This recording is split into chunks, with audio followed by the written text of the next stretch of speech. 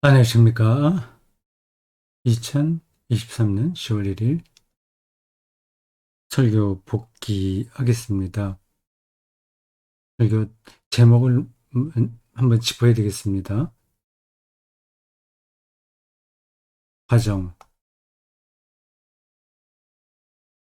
가정으로서의 구원입니다. 구원에 대한 이야기는 우리가 익히 알고 있고요. 그 알고 있는 거를 조금 더 설교 시간에 심화했습니다. 본론의 심화 과정이라고 하면 돼요. 좀 특별한 단어가 나오는데 과정입니다. 프로세스예요. 이런 전문적인 용어를 설교 시간에 예, 발언하는 거는 별로 바람직하지는 않습니다. 그래도 이번에는 어쩔 수 없다는 생각으로 제목으로 잡았습니다. 프로세스예요. 그 과정 철학이 있잖아요. 여러분들이 아는 분들은 다 알고 있는 과정 철학, 화이트헤드, 그, 어, 예, 책 제목이 그겁니다. 그 순서가 바뀌었는지 어떤지 모르겠지만 리얼리티, 리얼리티 앤드 프로세스입니다.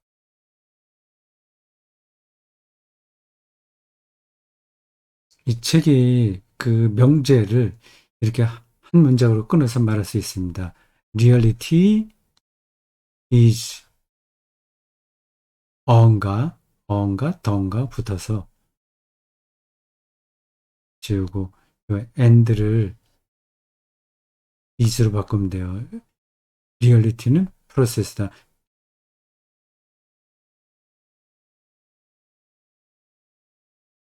프로세스 그 개념이 뭐냐 하는 것도 전문적으로 여러 가지 설명이 필요하겠죠. 뭐 제가 그것에 대해서는 설명할 자신이 없습니다. 이렇게 멈춰 있는 한 점이 아니라 움직이는 음, 거를 가리킵니다. 어떤 상태가 아니라 운동인 거죠. 실체로 있는 게 아니라 변화하는 겁니다. 실체가 있잖아요. 돌도 있고 나무도 있고 하잖아요. 그걸 우리는 모든 실체로 얘기합니다. 근데 그게 리얼리티는 아니라는 겁니다. 돌도 결국은 없어지게 되죠. 뭘로 변화하죠. 지구 안에 있는 모든 사물들은 그 안에서 그 작은 원소들이 어떻게 어떤 구조를 갖느냐에 따라서 달라집니다. 원소 주기율표 있잖아요. 30개인가 뭐 40개인가 정확하게 모르겠습니다. 그런 것들이 어떻게 결합되느냐, 산소와 수소와 뭐 우라늄 뭐 등등이 어떻게 결합되느냐에 따라서 그 분자가 형성되잖아요. 근데 그런 것들 흩어집니다. 계속 유지가 되는 게 아니에요. 그 실체는 없는 거죠. 그거는 때가 되면 다 허물어져요. 그 변화되는 거, 이게 리얼리티다. 뭐 아주 거칠게 얘기하면 그런 겁니다. 많은 경우에 그리스도인들이 이 구원을 어떤 실체로 이해합니다. 설교 시간에도 얘기했지만 음악회에 들어갈 수 있는 티켓 정도로 생각하는 거죠. 그런 비슷한 주제의 어린이들 노래, 어린이 주일학교 노래가 있었어요. 난 천국 가는 기차표를 얻었다, 뭐 그런 겁니다. 아주 기쁘다고 노래하는 거예요. 근데 그 그라이 이미지가 그리스도인들에게 많이 있습니다. 천국 갈 열차에 티켓을 사는 거죠. 그럼 그것만 가지고 있으면 가는 겁니다. 근데 그거를 그로 잘못됐다고 말할 수는 없어요. 이미 구원은 이미 주어진 것이기 때문에요. 그런데 그게 그냥 어떤 상태, 뭐 실체, 어떤 자격증, 뭐 티켓, 라이선스 이런 거로 굳어지면 그러면 이제 그리스도교의 그 구원론이 형해화하는 겁니다.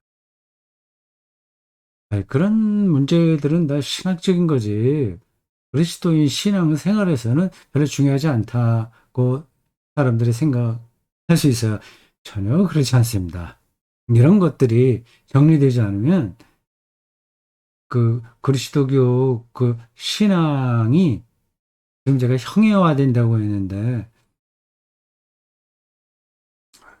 그 신앙의 컨텐츠가 내용이 부실하게 되는 거죠. 내용이 부실하면 잠시는 인간적인 열정으로 뭔가를 보는 듯해도 결국 그게 오래가지 못합니다. 뭐 부흥회류의 집회에 참석해서 은혜 받았다고 하는 사람들 있잖아요. 뭐 자기가 완전히 변화된 것처럼 얘기하는데 뭐 그럴 수 있죠. 그게 자기의 감정 도취 가능성이 큽니다. 그게 그리스도인이 되는 하나의 계기는 될 수 있어요. 계기는 가능하지만 그게 그리스도인 다움으로까지 가는 건 아닙니다. 말이 음, 전달되는지 모르겠습니다. 이 과정을 이번 설교에서 구원의 중요한 속성으로 설명했습니다. 이런 점에서 놓고 볼 때 그리스도교 신앙의 그 깊이로 들어가려면 철학적 사유가 반드시 필요합니다.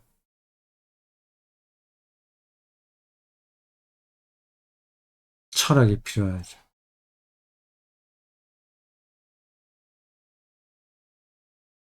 어느 책인가 그 그런 내용 그런 말이 있습니다. 많은 신학생들이 그 성서와 기독교 전통 가운데서 그 깊이로 들어가지 못하는 이유는 다시 바꿔야 되겠어요. 판넨베르크가 한 얘기 같네요.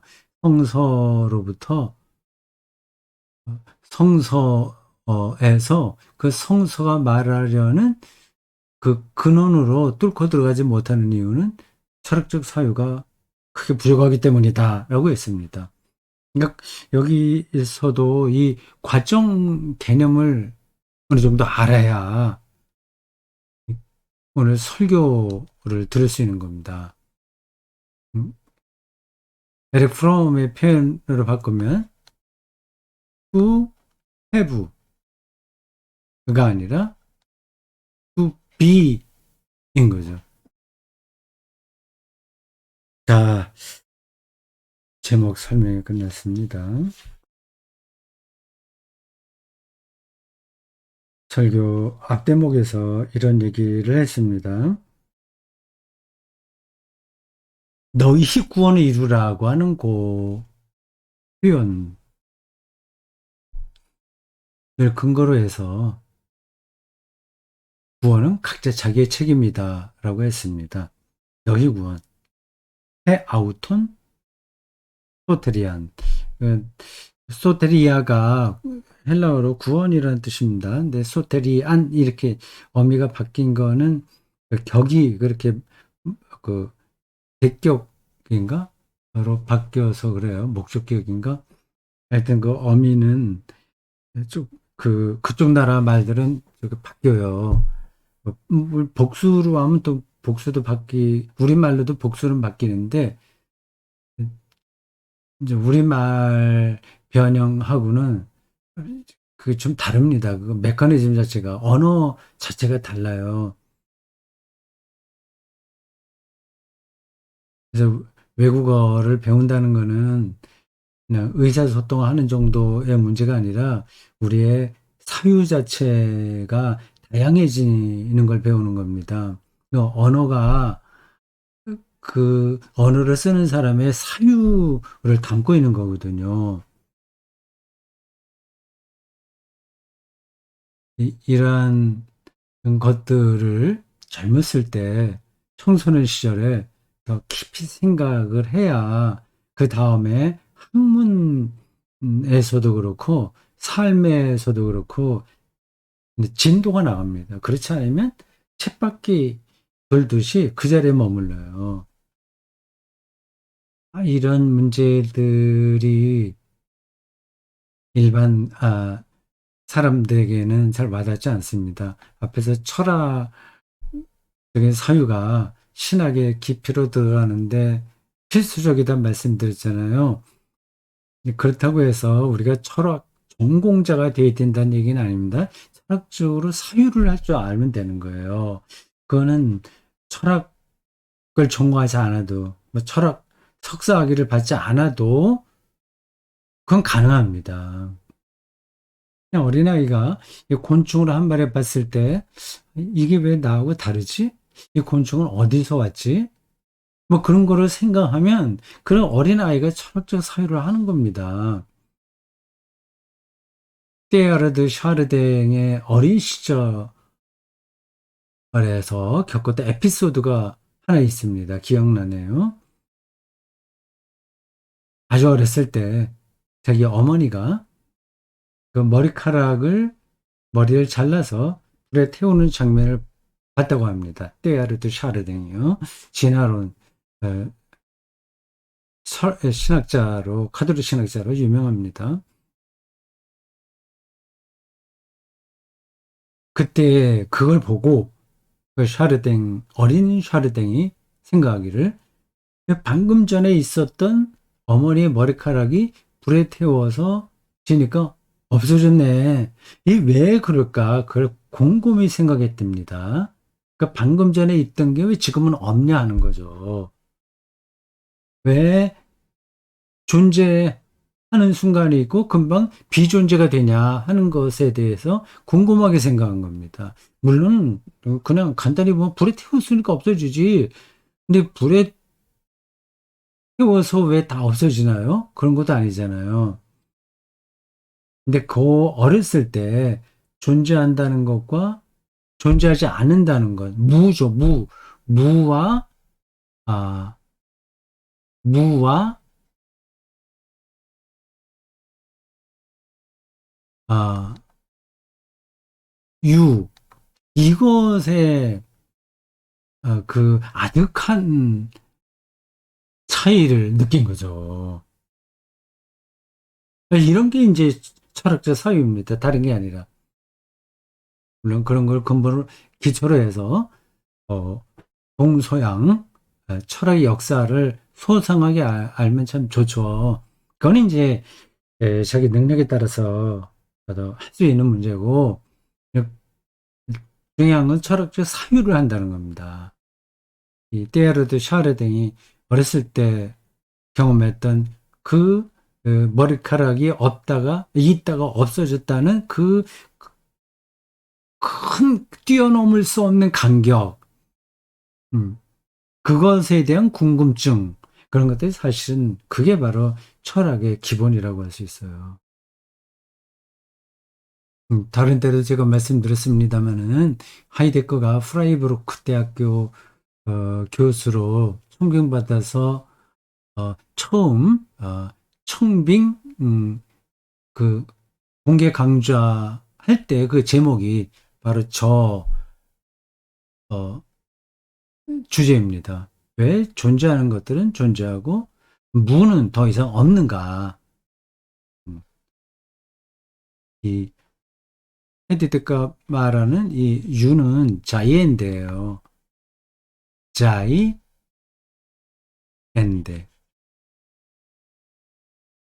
무는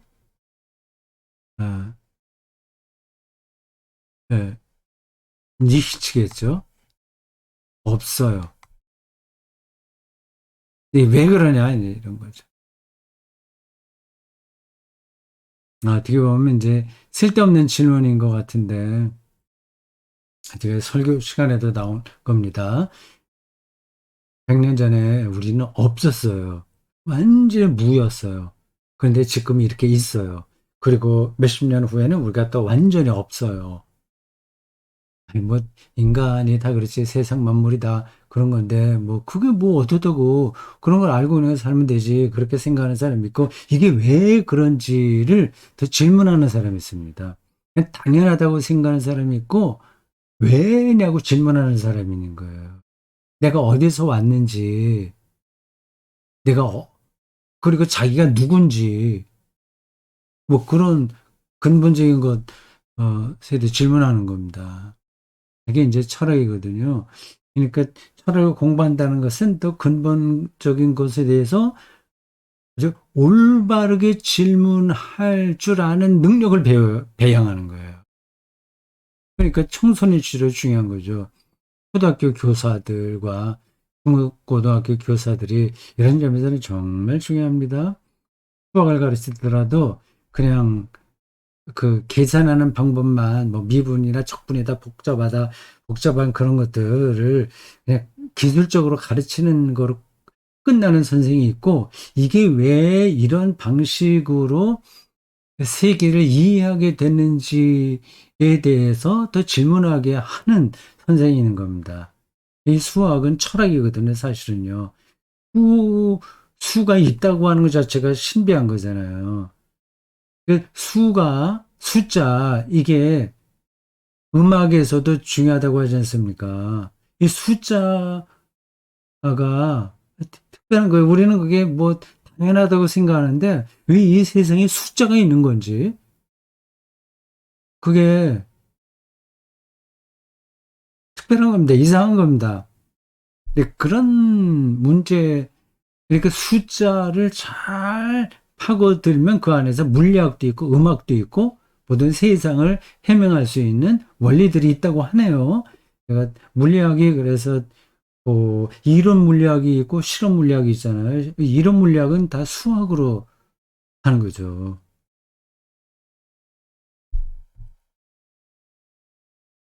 각자 책임이라고 얘기했습니다. 구원은 실존의 자기가 개인적으로 뚫어 나가야 될 문제이지 누구에 덧입혀서 할 수는 없는 겁니다.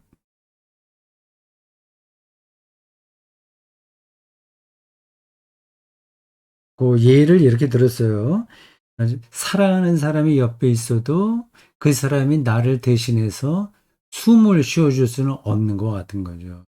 숨은 자기가 쉬어야 되는 거예요. 그러니까 하나님 경험은 자기가 하는 거예요.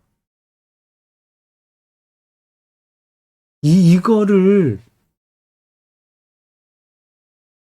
별로 진지하게 생각하지 않는 그리스도인들이 많습니다. 그냥 묻어서 가려고 합니다. 묻어서 가는 거예요. 좋은, 좋은 음향이나 성가대나 그런 것들이 있는 교회에서 그리고 어, 다른 사람들에게 존경받는 목사가 있는 교회에서 나는 거기서 예배드리고 거기 구성원이야 하는 그런 정도로 만족하는 거죠. 뭐 그것도 필요하긴 합니다. 근데 그건 이제 자기가 숨을 스스로 쉬지 않은 겁니다.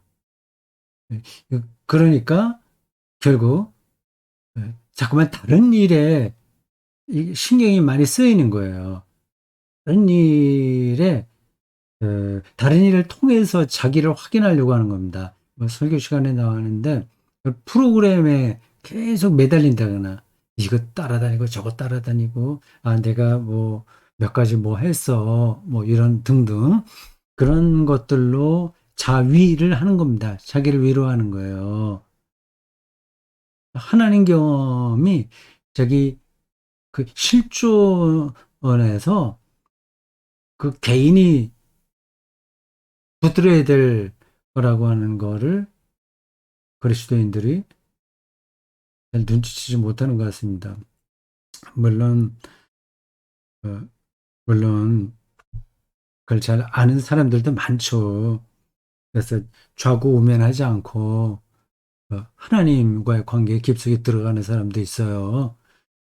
그리고 그거를 경험하려고 뭐 산기도 간다거나, 뭐 옛날엔 그런 거 많았었는데 요즘 좀 덜하겠죠. 그냥 우스갯소리로 뭐 소나무 뿌리를 뽑는다거나, 뭐 그런 식 말입니다. 어, 그 외에도 많이 있긴 있어요. 뭐, 뭐 단기 선교를 간다거나 그런 등등 다 프로그램들입니다. 그 쓸데없다는 얘기가 아니라 거기에만 머물러 있게 되면 결국은 그 하나님 경험에서는 점점 더 멀어집니다. 음, 틀림없는 사실이에요. 제가 그 목사를 주제로 한 책을 두 권 썼습니다. 하나는 목사 공부, 또 하나는 목사 구원입니다. 생활결 플러스에서 나온 거예요. 그 목사 그 책 어느 대목에서 그런 얘기를 했을 겁니다. 목사 공부도 다 연관되는 이야기입니다. 교회 일에 매진하면 매진할수록 목사의 구원은 멀어진다고 했습니다.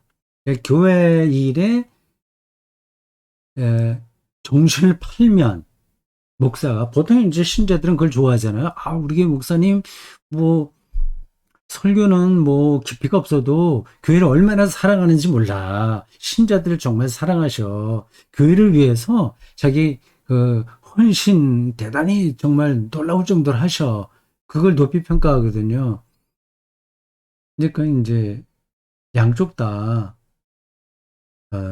좋은 현상이 아닙니다. 목사가 교회 일을 일부러 꾀를 피우고 등한히 하는 건 잘못이지만 교회 일에 너무 몰두하게 되면 결국은 자기 구원에서는 자기 구원을 소홀할 수밖에 없어요. 계속해서 교회 일주일 내도록 프로그램 따라다니고요. 옛날엔 신방도 많이 했고요. 그리고 새벽서부터 시작해서 뭐 설교 준비를 일주일에 뭐 5번, 6편씩 해야 되고요. 그리고 어디 뭐 교회 조직도 많이 있잖아요. 뭐 노회다 뭐다 해서 그리고 그런 데 가서 또 임원도 되지 않습니까? 노회장 된다, 총회장 된다고 말하잖아요. 그런 일들은 구원과 점점 거리가 멀어지는 길입니다. 자, 이 각자의 책입니다. 왜 얘기했어요? 이게 뭐, 네, 그래도 이런 말들이 하고 와닿지 않을 수 있습니다. 당신이 얘기하는 그 구원이 그럼 뭐 불교나 뭐 이런 쪽에서 보호사들이 뭐 화두를 붙들고 돌을 닦듯이 용맹정진 하는 건가? 아니 열심히 교회 봉사하고 잘 어울려 살고 그냥 그리고 그렇게 다른 사람 볼 때 건전하게 이렇게 살면 되지 그걸로 충분하지 뭘 얘기하는 거지? 뭐 그렇게 생각할 수 있습니다.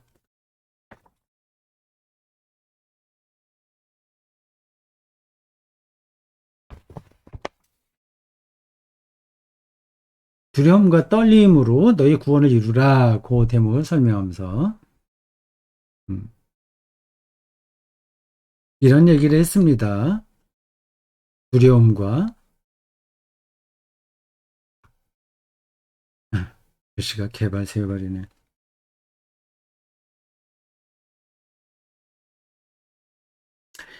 설교 중반 좀 넘어가서 이런 문장이 나옵니다.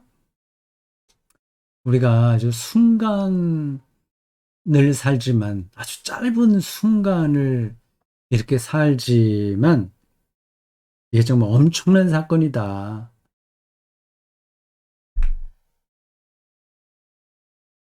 이 사실을 깨닫는다면 한편으로는 두렵고 떨리지만 금방 가버리니까. 이건 뭐 제 얘기 아니라 모든 사람들이 다 얘기하는 거예요. 저 촌에서 아무 생각도 없이 공부도 없이 사는 것처럼 생각되는 사람들도 그걸 다 느끼는 바입니다. 너무 빠르다 다 얘기하잖아요. 그러니까 두렵고 떨리는 거죠. 이제 다른 한편으로는 탕후할 수밖에 없다고 얘기했습니다. 이 거룩한 두려움, 이거는 그러니까 떨림이면서 동시에 황홀함입니다. 짧게 살지만 그 형태에서 그 안에서 많은 걸 우리가 느끼잖아요. 제가 종종 얘기하는 우리가 직립보행만 하더라도 얼마나 그게 황홀한 사건입니까? 중심을 잡고 걷는다는 게 놀랍잖아요. 그것이 황홀한 거지. 내가 집을 사는데 그게 2년 만에 뭐 2배로 올랐다. 그게 황홀한 건 아니지 않습니까? 뭐 돈이 많으면 뭐 좋게 쓰니까 좋긴 하죠. 그리고 자기 자녀들이 그렇게 고생하지 않게 살도록 도와줄 수 있으니까 편리하긴 한 거죠. 근데 그런 거하고 삶 자체를 황홀하게 느끼는 거하고는 완전히 차원이 다른 겁니다.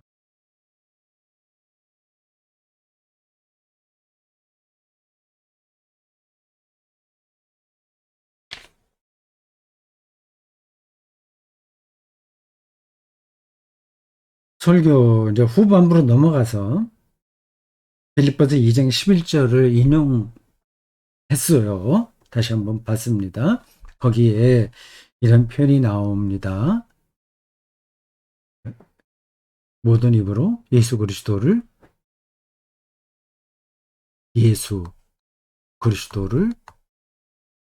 퀴리오스. 이건 보통 우리가 번역으로 주님 할 때 그 얘기입니다. 주라 시인하게 했다. 그래서 하나님께 영광을 돌리게 했다고 합니다. 퀴리오스 이 단어에 대한 설명은 설교 시간에 어느 정도 했어요. 그냥 하나님이라는 뜻입니다. 하나님. 구약에서 하나님을 얘기할 때 야훼라는 명칭이 있고요. 신명에서 신 이름에서 야훼가 있고요. 엘로힘이 있습니다. 요거를 이제 하나님을 야훼라고 부른 학파가 있어요. 그리고 하나님을 엘로힘이라고 부르는 전통이 있었습니다. 그래서 이, 이쪽에 속한 사람들이 쓴 문헌을 가리켜서 제2문서라고 했습니다. 제2문서. 이건 다 알려진 구약 신약 구약 성서학에서 알려진 이야기예요. 그리고 하나님을 엘로힘이라고 부른 사람들이 쓴 문헌을 가리켜서 이 문서라고 했습니다. 그리고 제4장 계급에 속한 사람이 쓴 문헌을 가리켜서 피문서, 프리스터. 보통 그렇게 얘기해요. 근데 여기저기에도 속하지 않은 사람으로서 그리고 하나님을 야훼다, 엘로힘이다 뭐 이렇게 이름 붙이는 것이 올바르지 않다고 생각한 할 때에 정확하게 그들이 어떤 사람들인지 모르고 그들이 이 야훼 문서에 속할 수도 있고 이 문서에 속할 수도 있고 피문서에 속할 수도 있고 서로 겹쳐지기도 할 텐데 어쨌든 하나님은 하나님을 이름으로 부르지 않고, 주라고 부를 때에는 아도나이라고 불렀습니다. 구약에서는. 아도나이. 복잡하죠. 또 그걸 어떻게 알지? 또 궁금하죠.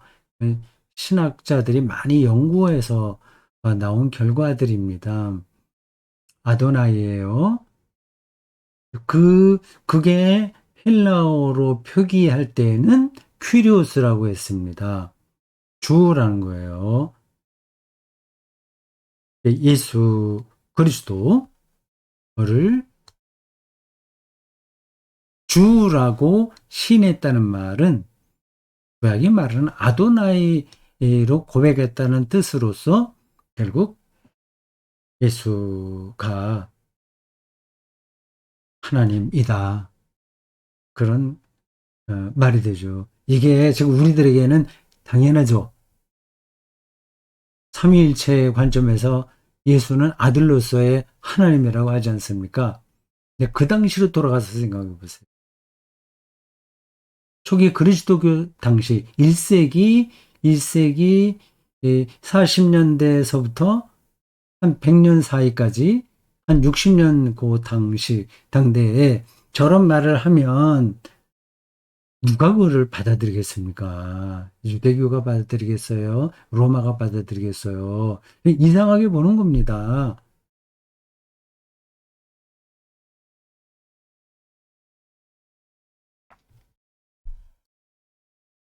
그리스도교의 특징은 여기에 담겨 있습니다.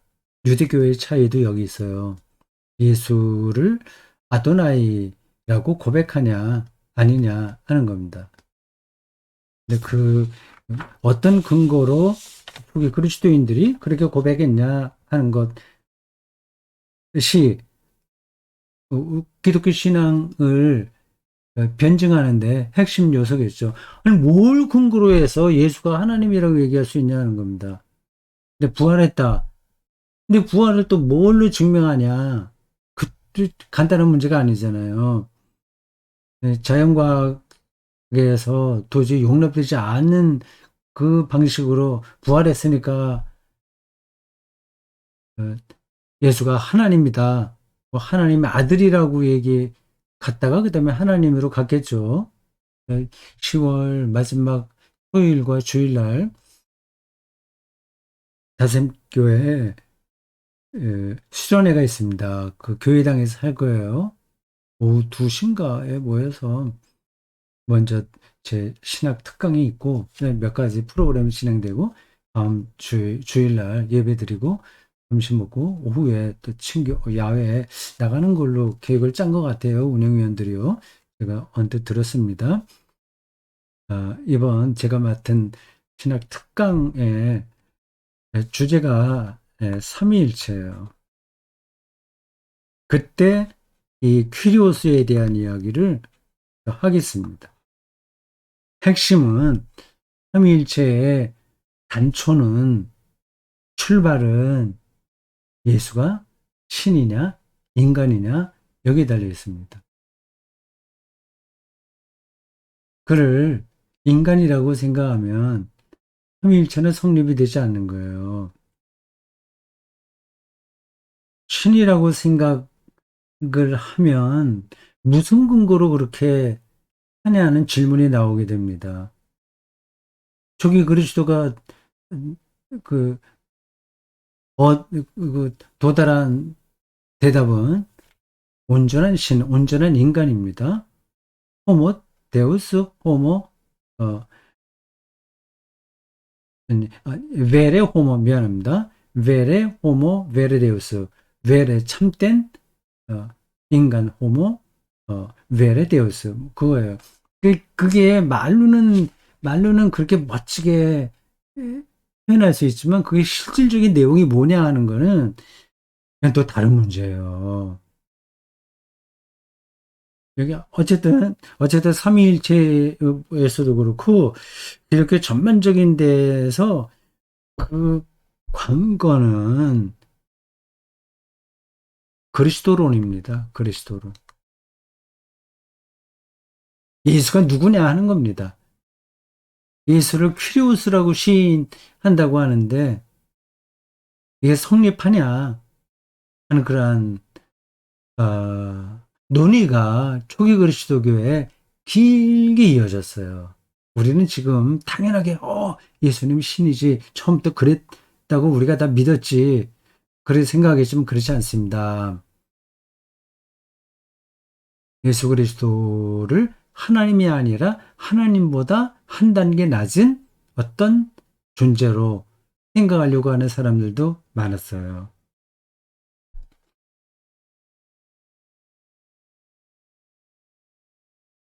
자, 큐리오스 더 생각해 보시기 바랍니다. 무조건 믿는 게 그리스도의 신앙에서 능사는 아닙니다. 왜 큐리오스인가?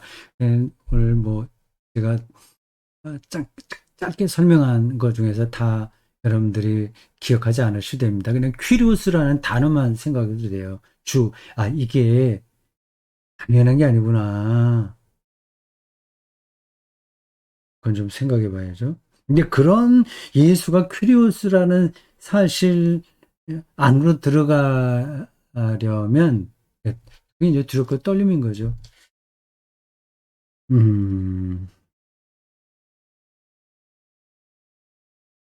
그 설교 이제 마지막 패러그래프입니다. 이런 표현을 했습니다. 우리가 아직 갈 길이 멀다. 죽을 때까지 더 알아야 되고, 더 생각해야 되고, 더 살펴하고, 더 기도해야 된다.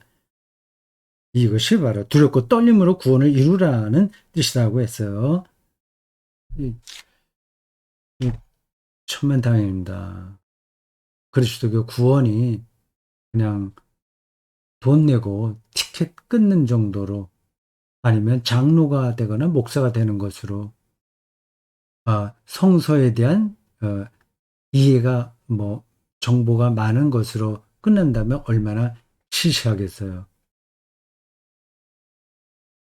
계속 우리는 더 그 안으로 들어가야 되고 새롭게 시작해야 되고 또 그 하나님의 구원의 신비와 그 비밀이 새롭게 드러나요.